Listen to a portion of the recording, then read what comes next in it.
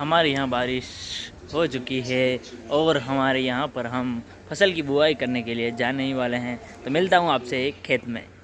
नमस्कार मित्रों, आइए देखते हैं कि किस प्रकार से खेतों में बुआई की जाती है। आज रात्रि को ही हमने देखी भरपूर बारिश हमारे क्षेत्र में हुई है और उससे हमारे जो खेतों में मिट्टी है वो गल चुकी है और वो योग्य हो चुकी है हमारे फसल की बुआई के लिए। खरीफ की फसल की बुआई करेंगे और इसमें हमारे द्वारा सोयाबीन, मूंगफली, मक्का आदि की बुआई की जाएगी। मेरे पिताजी ने पहले ही मशीन को तैयार कर लिया है और हम सुबह सुबह जल्दी ही देख करके आ गए हैं कि अभी मिट्टी योग्य हुई है कि हम उसमें ट्रैक्टर चला पाएँ या फिर नहीं।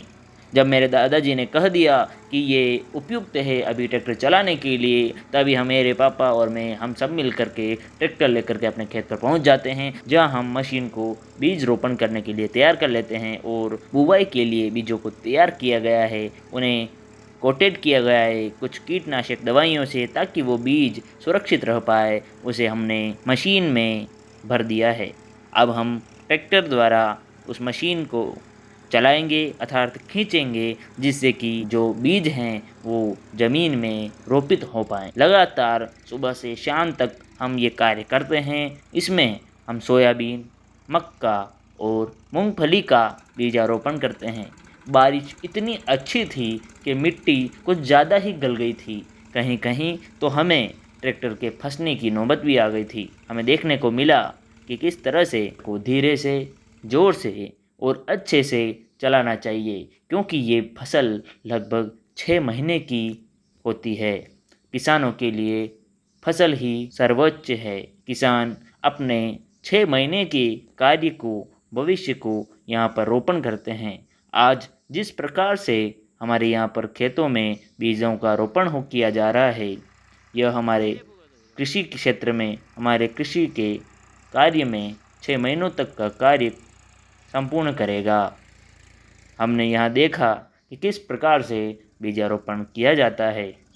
जब बीजारोपण अच्छे से हो जाता है तो समस्या यह रहती है कि क्या वह बीज सही से उग पाएगा, अर्थात कि उसका अंकुरण सफलतापूर्वक हो पाएगा, क्योंकि यदि अंकुरण ही नहीं हुआ तो हमारा बीजारोपण करने का कोई औचित्य नहीं रह जाएगा।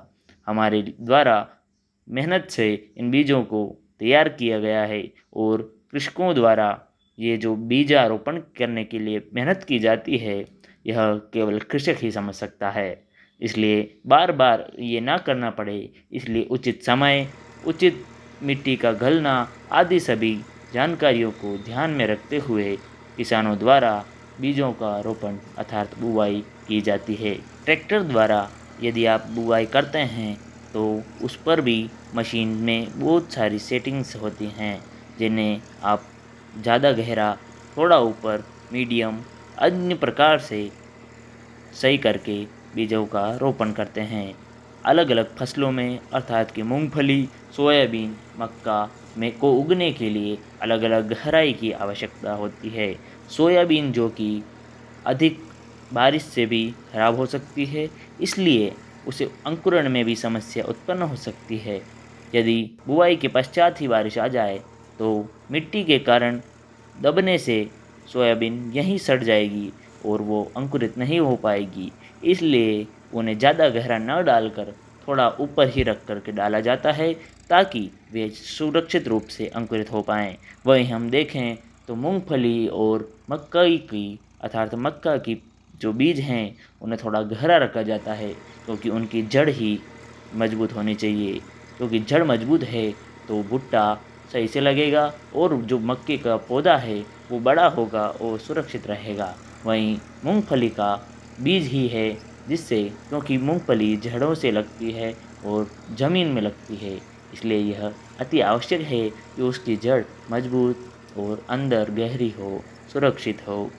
यदि आपको यह वीडियो पसंद आया है तो कृपया करके चैनल को सब्सक्राइब अवश्य करें, वीडियो को लाइक करें और हमारा प्रोत्साहन बढ़ाने के लिए एक सब्सक्राइब, एक कमेंट अवश्य करें। धन्यवाद। जय हिंद, जय भारत, जय किसान।